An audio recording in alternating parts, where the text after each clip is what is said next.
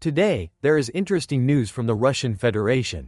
Here, Ukraine has intensified its strategic strike campaign with a massive series of precision drone attacks targeting critical Russian oil infrastructure, igniting massive fires that burnt for days, and showcasing their growing ability to hit deep behind enemy lines.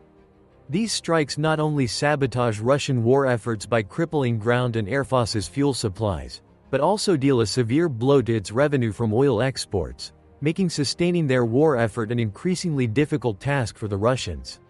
The first of these devastating strikes targeted the Lysinskaya oil depot near Voronezh.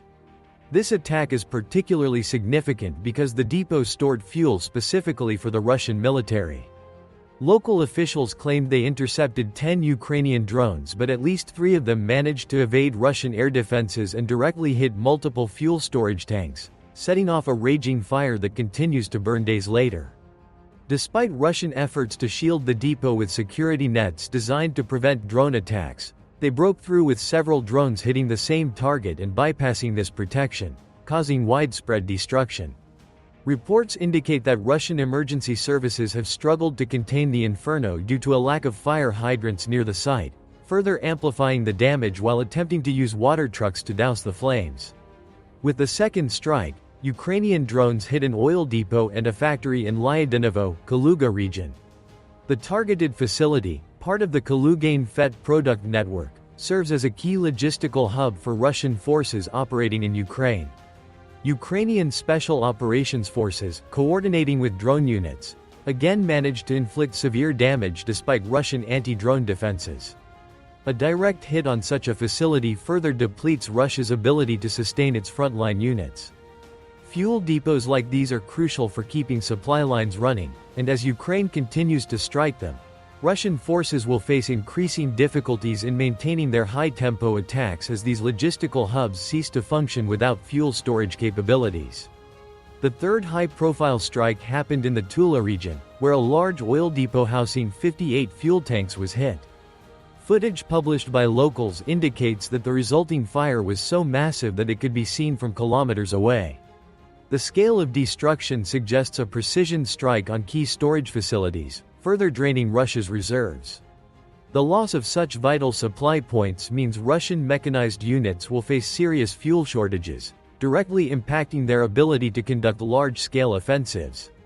As Ukraine pushes to degrade Russia's logistical backbone, attacks like these significantly reduce the Russians' operational tempo.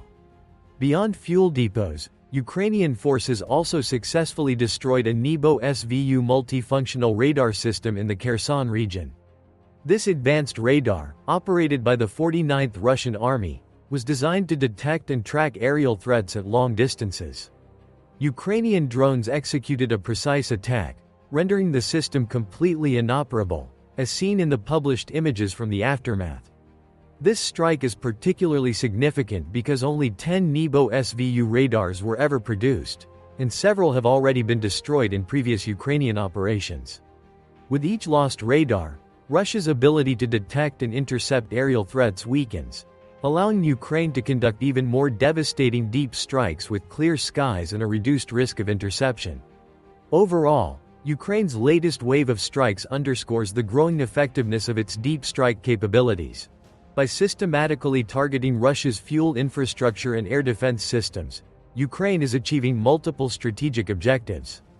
Namely, degrading Russian military operations due to fuel shortages, weakening Russia's revenue streams as oil exports are a crucial source of military funding, and clearing the skies for future strikes while destroying irreplaceable radar systems.